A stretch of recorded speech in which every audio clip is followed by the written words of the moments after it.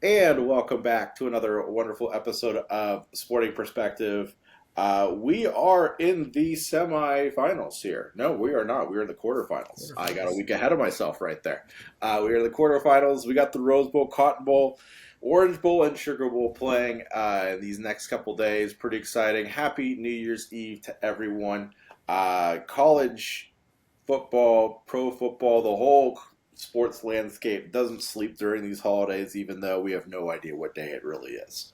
But that being said, there's a lot that has happened. And James, I'm going to kick it over to you. I know we have some things that have happened in the news here in college football over the last couple of days. So let's address a couple of those things before we talk about these big bowl games here in a second.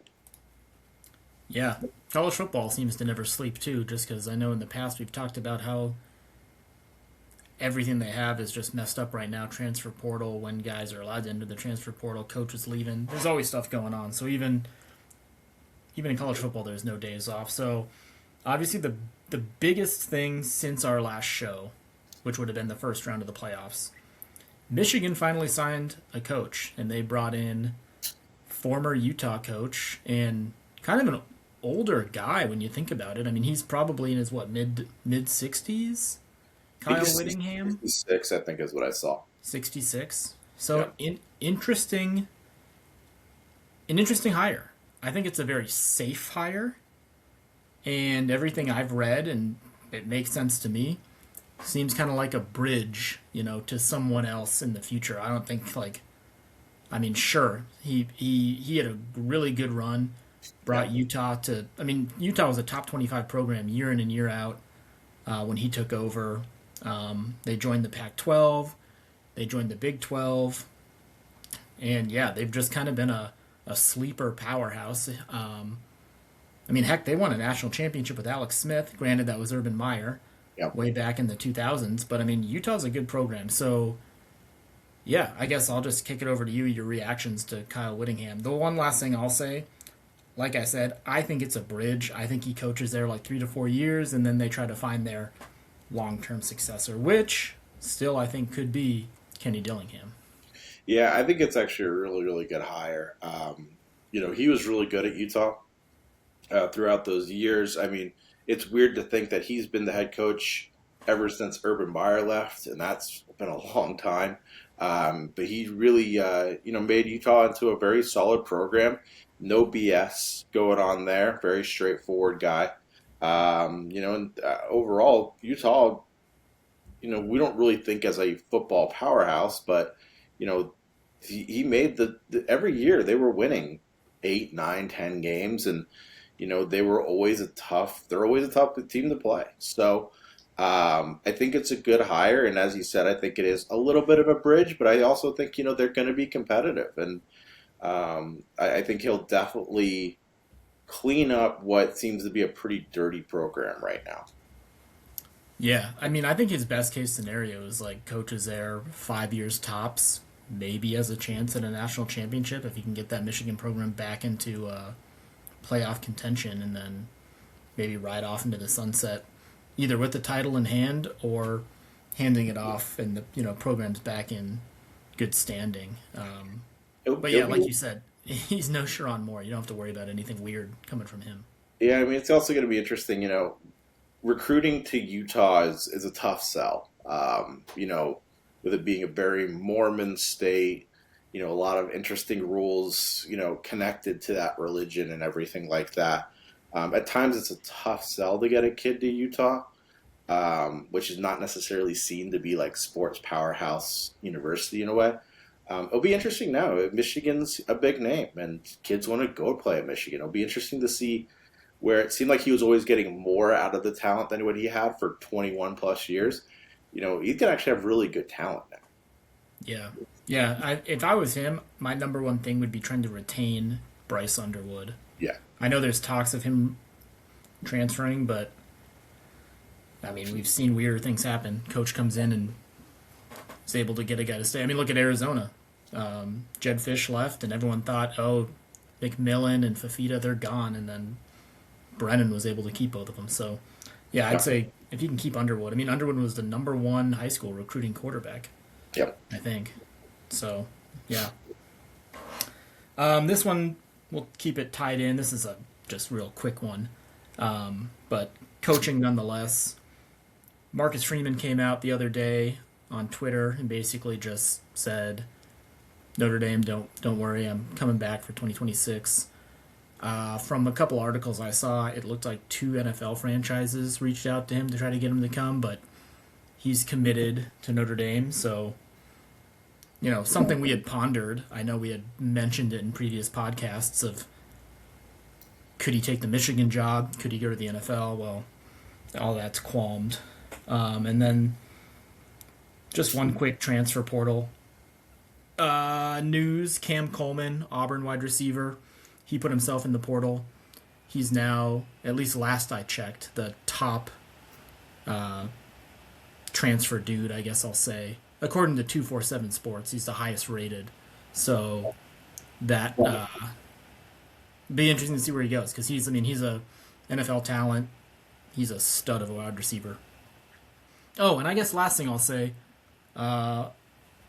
Ashley's cousin, Sullivan Schlimgen, starting middle linebacker at Washington State, is in the portal. If I had to guess, he'll probably follow the head coach and the defensive coordinator and the linebackers coach to Iowa State. If I had to guess. You never know, though. But which currently is a fascinating story in its own right, how Iowa State currently, at the time of filming this, only has 16 guys on their active roster due to the portal and the draft and everything like that. That's probably a great place for him to go because he might get immediate great minutes. yeah, I don't think he was supposed to play that much. From what I heard, he was even looking at redshirting, and then all of a sudden every time I look at the box score, second in the team on tackles, third in the team on tackles, just week in and week out. He had like 7 or 8 tackles at Ole Miss, so he's a good linebacker. And obviously, if the entire Washington State or most of the Washington State coaching staff is going to Iowa State, might as well bring your middle linebacker with you. So it'd be a smart move in my opinion at this point. So definitely go into Iowa State over Washington State, which is still conference-less kind of in a way, Better competition, definitely. Can't pass up a Big 12 opportunity. No. So, and I'll say Ames is probably better than Holman. So. Oh, 100%. Yeah, Holman kind of sucks. All right, well, let's jump into the playoff. I guess to give a little bit of a recap, we saw some differences from last year. Last year we saw every home team win the first round. That was not the case this time around. Miami was able to beat Texas A&M. Alabama took down Oklahoma. So, a little bit of differences there. We saw both the group of 5 teams kind of get beat up. I think it's pretty safe to say that a majority of people would say both those games were over by the end of the first quarter. Oregon looked good. Ole Miss looked good. I don't think we'll go into the whole group of 5 discussion here today, but just a small recap, that's what happened. Blowouts and then some 2 good games that the road teams won. This time last year, remember, all the teams that played in the first round won. So I think we're going to see some differences this year, especially with the seeding and stuff like that. But let's just jump right on into it. The Cotton Bowl is going to be played on the 31st, and it's going to be number 10, Miami, going up against number 2, Ohio State. Who do you have in our first of 4?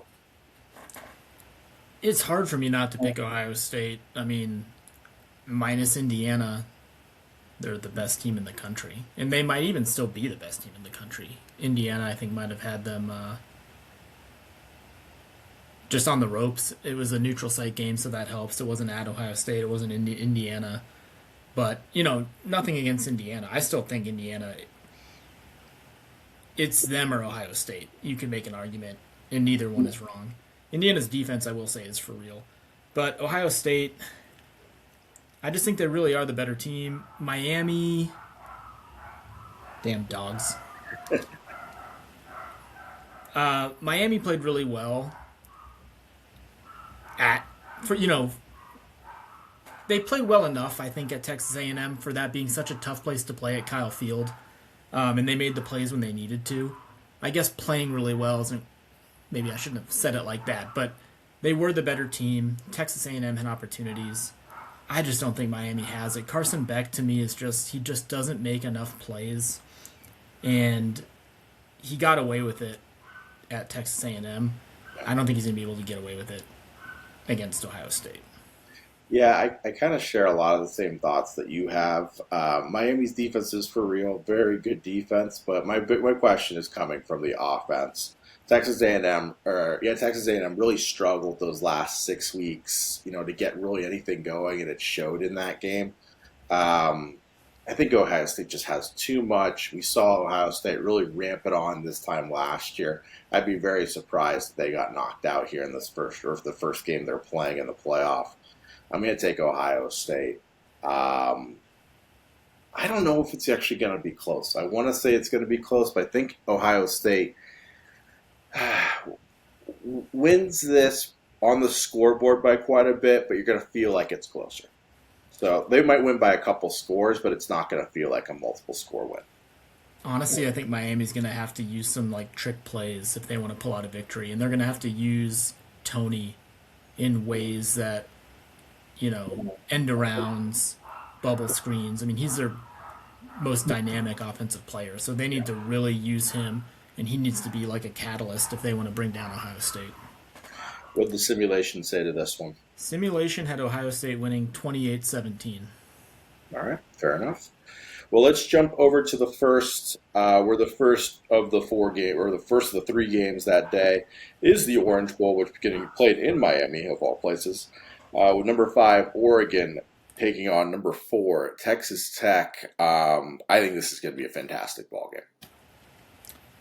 Yeah, I mean, the narrative around Texas Tech all year has been the amount of money they've put into their program.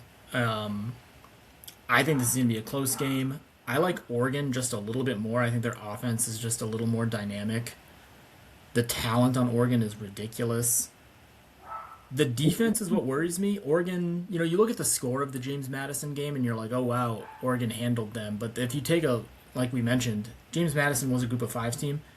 Their offense wasn't bad. I mean, what they put up? 21, 28 points or something like that? I mean, against an Oregon team, that's not bad. It's just the James Madison defense had no way of stopping Oregon's offense. Yeah. So I like this to be a little more high scoring. I think Oregon has to win this game high scoring because I'm just not bought in on the Oregon defense. So I think I think the winner will be someone in the mid to high 30s, and I'm taking Oregon.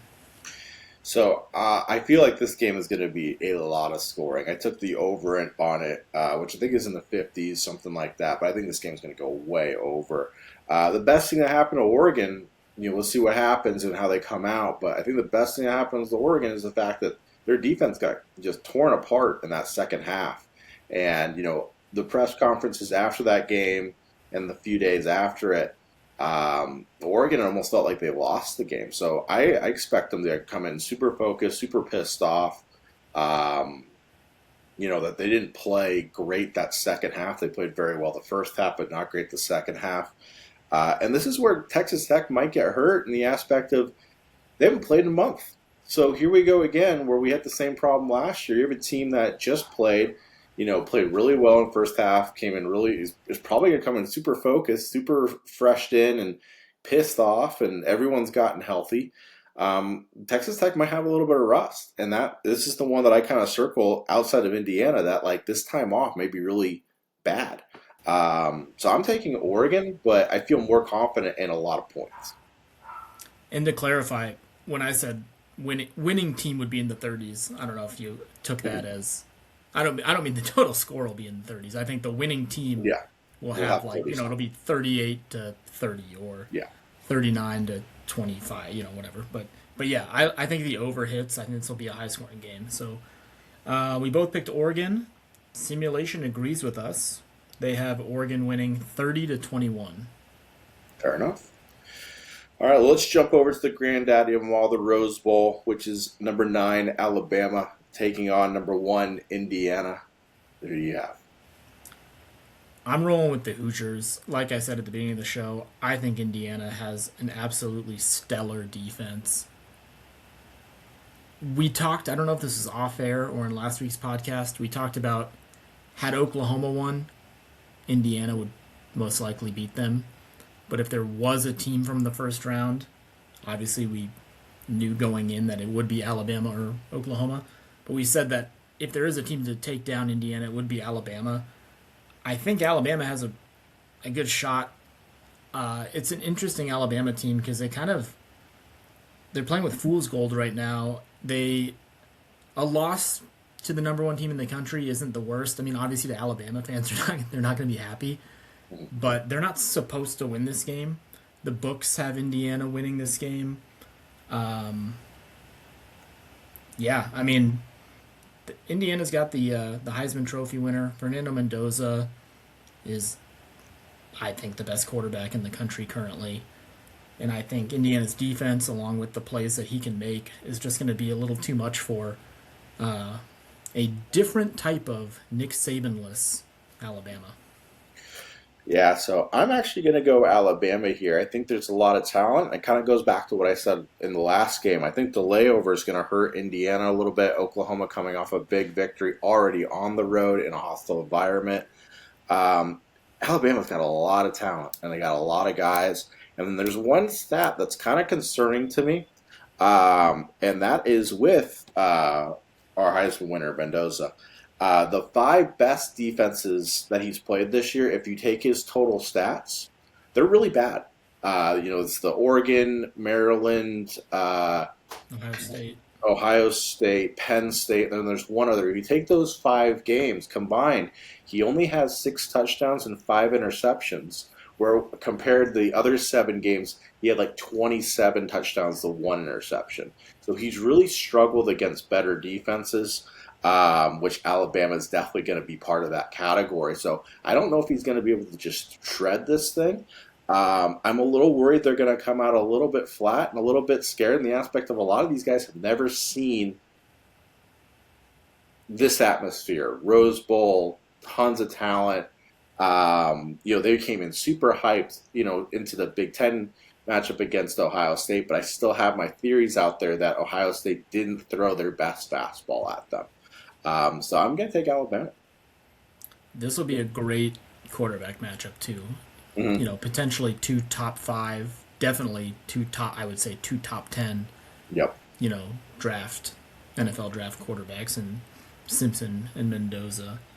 The simulation has Alabama winning 33-27. All right. One thing to note too, and this will be interesting how the game flow goes. It's supposed to just be absolutely pouring rain in. Oh, really? Los Angeles. So I added that to the simulation. I put in rain at the Rose Bowl. So I also went on to my weather app, and it's like 97% chance of rain, like basically starting tomorrow through like Friday, Saturday. Like it's supposed to just be dumping in California in the LA area for like the next 3 to 4 days. So that'll be interesting to see how the teams go about, running their offense. Probably a lot of handoffs. I also wonder, before we go into the next game, I wonder if, years down the line here, maybe even next year, they start making it that, like, the 1 seed gets to pick where they want to play their game. Because I feel like Indiana having to go all the way to California for their first game is not an easy draw. I would figure they would much rather be going to the Cotton Bowl where it's a much shorter flight. Yeah, that is interesting. Or even typically it doesn't. Rain in California is few and far between. I was going to say going to domed stadiums, but typically you have perfect weather in LA and Pasadena, so. Yeah, but just something that's even just a shorter commute, something that's here's your 4 choices and the number 1 seed gets to pick. Hey, okay, cool. Then the 2 gets to pick. Okay, cool. I want to go here. Yeah. And, the 4 then just lands wherever they go. But, you figure that would potentially be something that think about going forward. Maybe it'll get added on down the road. There's always Yeah, gonna be. It seems like they're not afraid to make changes to this sure. tournament. So. All right, well, last one, in my opinion, kind of like the most unexciting one, I guess. It's an SEC matchup, number 6, Ole Miss, going to take on Georgia. This game is in New Orleans. This could be a very rowdy crowd and a lot of people at this game, given the fact that both these teams are basically next door. Um, but who do you got in this SEC matchup? I'm taking Ole Miss. I think they have nothing to lose. I mean, they lost their coach.